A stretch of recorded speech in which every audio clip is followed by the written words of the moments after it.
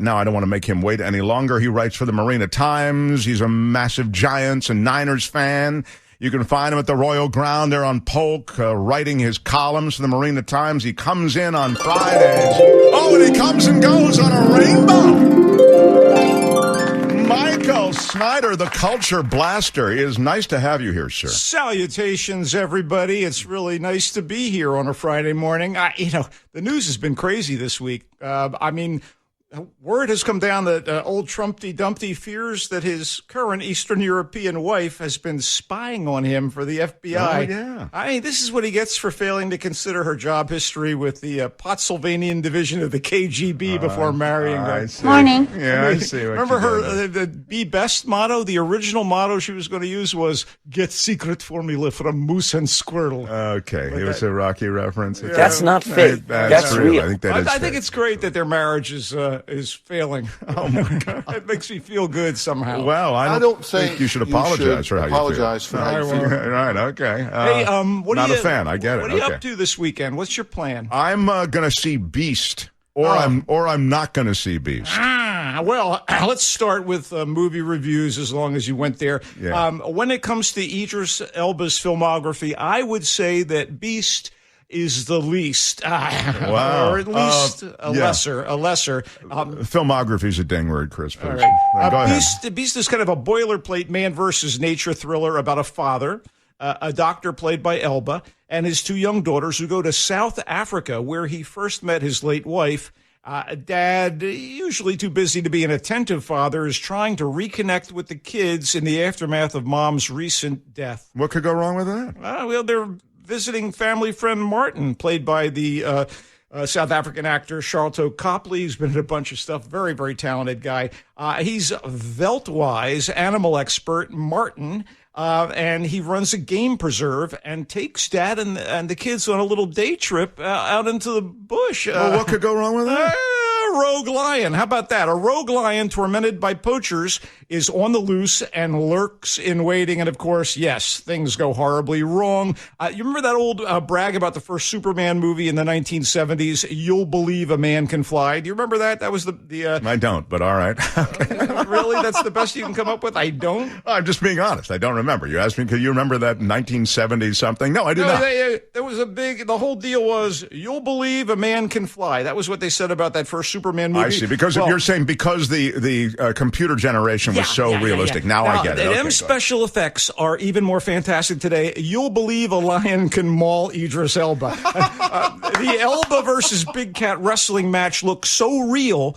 It's a shame about the preposterous script. Then again, Idris Elba. Preposterous is a dang word. He's like he's a charisma machine. Even as a less than ideal father. And Copley is always fun to watch as Uncle Martin, who, by the way, is quite in tune with the animals. And he even gets along famously with a friendly local pride of lions. Unfortunately, the mean old poachers turned this other particularly bad-tempered lion from a more vicious pride into an unstoppable killing machine. Look. Good. I'm on its side. How many did it chomp? I can't even. Did it get the poachers? Dude, this is a big screen catastrophe as B-movies go. God, don't say it, catastrophe. As B-movies go. Give him applause on that. I will give...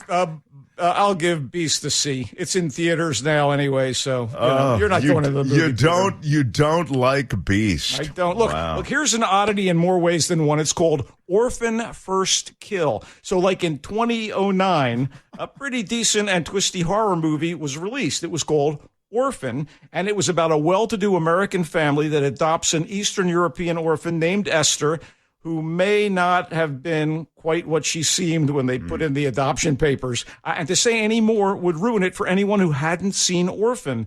In any case, I really liked Orphan. Hell, I was genuinely creeped out by it and impressed by young actress Isabel Fuhrman as the kid. So it's 13 years later, and they decide to make a prequel, Orphan First Kill, with Fuhrman, who still kind of looks kind of young, but she's now 25 years old. So they use all these like weird cinematic techniques to make Furman look prepubescent. Does it work? Not so much. The unexpected conceit here is that the surprise revelation of the original is no secret as the movie starts. Furman's character is in an Estonian psychiatric facility. She escapes and passes herself off as the daughter of a wealthy American family, a child who has purportedly been missing for 4 years. And it looks like she's getting away with it. Then things get nutty as mom, dad, and their smirky prep school son have to cope with Esther's devious plans. Mom is played by Julia Stiles, who is as good as usual. Yeah. And look, man, Furman is talented, as seen in her lead performance that powered the recent collegiate sports drama, The Novice. But unless you're interested in some camp lunacy that doesn't have the true shock value of Orphan, this will be a disappointment. There was no need to undermine the original with this. I'm hoping that Orphan First Kill is Orphan Last Kill. It's in theaters and streaming on Paramount Plus as of today. You didn't like it after you loved Orphan. You do not like the sequel prequel. I do not. Okay, go on. As solid as Spin Me Round is in the cast department, Spin Me Round is a weird mix of rom-com and satire. Set in an Italian restaurant chain's corporate training program in Tuscany, and it's as lightweight and about as limp as overcooked spaghetti. Still, look, any movie with Alison Brie and, in a lesser role, Aubrey Plaza, who I raved about in Emily the Criminal last week, this thing has some merit because they are there. Brie plays Amber, the manager from the Bakersfield, California outlet of the chain. She's chosen to attend the program in sunny Tuscany. When she and the other American visitors to the program get there, they realize it won't be the romantic getaway they expected. But Brie's character does find herself caught up in the possibility of a tryst with the wealthy, handsome CEO of the company, who is played by the versatile actor Alessandro Nivola. So the CEO's assistant, played by Plaza, seems to have her own agenda regarding Amber. I mean, check out this list of supporting players.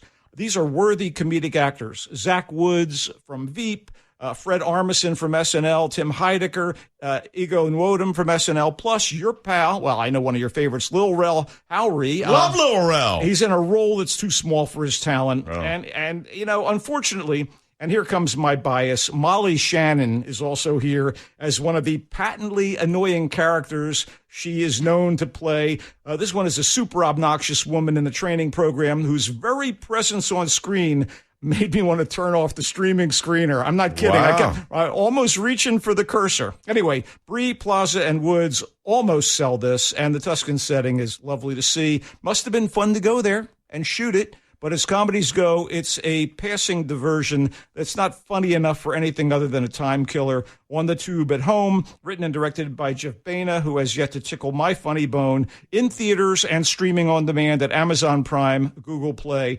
etc. Wow.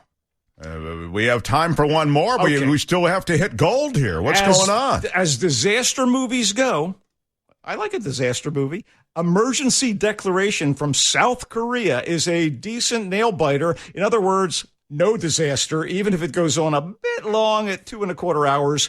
It certainly has a novel premise. You've heard of snakes on a plane, right? Mm-hmm. How about deadly viruses on a plane? Uh-oh. Somebody boards a flight from Incheon to Honolulu and threatens the lives of mostly unsuspecting and innocent passengers with a deadly virus. If this is plausible terrorism, is there an antidote to it?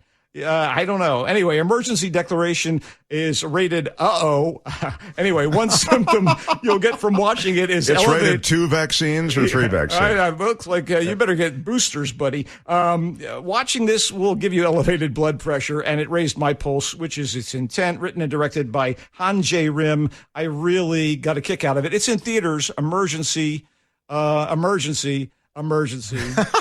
It's called Emergency Declaration. You know, yeah. The flashing lights are going off in my head. Yeah. Quick. I love. Give me a word just in 30 seconds on She-Hulk, Attorney at Law. Oh my God, I thoroughly enjoyed She-Hulk, Attorney at Law. Tell everybody to just give a quick idea what it is. Essentially, it's on Disney Plus. It's a Marvel Cinematic Universe related sitcom. It's a half-hour sitcom about Bruce Banner, the Hulk's cousin, who gets infected with his gamma blood and can actually affect the Hulk change and doesn't become big and grotesque, and manages her anger and works as an attorney for superhumans. And I have to tell you, it's like Ally McBeal meets Fleabag. She breaks the fourth wall. There are superheroes and Easter eggs. The great Benedict, I don't want to blow the cameos, but Benedict Wong, who's so entertaining in the Doctor Strange films, is in here. All right. And I just want to close out by saying it's Tatiana Maslany as Jennifer Walters, the She-Hulk. She's the Emmy-winning star of Orphan Black. She can play comedy. She can play drama. She's charming. And you also get Mark Ruffalo as cousin Bruce, the Hulk. Oh, of course. And others. Right. It's a real treat. It's on Disney Plus every week on Thursday for 9 weeks. She-Hulk Attorney at Law. Emergency Declaration, The Deadly Virus, the Hanjay Rim film. You were okay with it. Yeah, no, I enjoyed it. It was fun. It's a diversion. It's B-movie week. What can I tell you? Is it in theaters, sir? It is. It is. And again, it'll eventually end up on streaming and probably be enjoyable to watch at home. Spin Me Round, a mix of rom-com and satire. Lightweight, but Aubrey Plaza and Alison Brie. It's in theaters. He didn't love it. No. Orphan First Kill, the sequel as prequel to Orphan, the movie that he loved. Michael didn't love this one at all. It's got Isabel Furman, Julia Stiles. That's in theaters. And also in theaters is Beast with Idris Elba, the rogue lion tormented by poachers. He didn't like that either. Yeah, you don't poke at don't poke the lion. Don't poke the lion. Sounds to me like it's going to have to be She-Hulk. If you really want the... That's the most fun of everything I've discussed. Find him in the Marina Times here on Fridays. He comes and goes on a rainbow. Bye, Michael. So long, everybody. Mark Thompson Show, KGO, 810.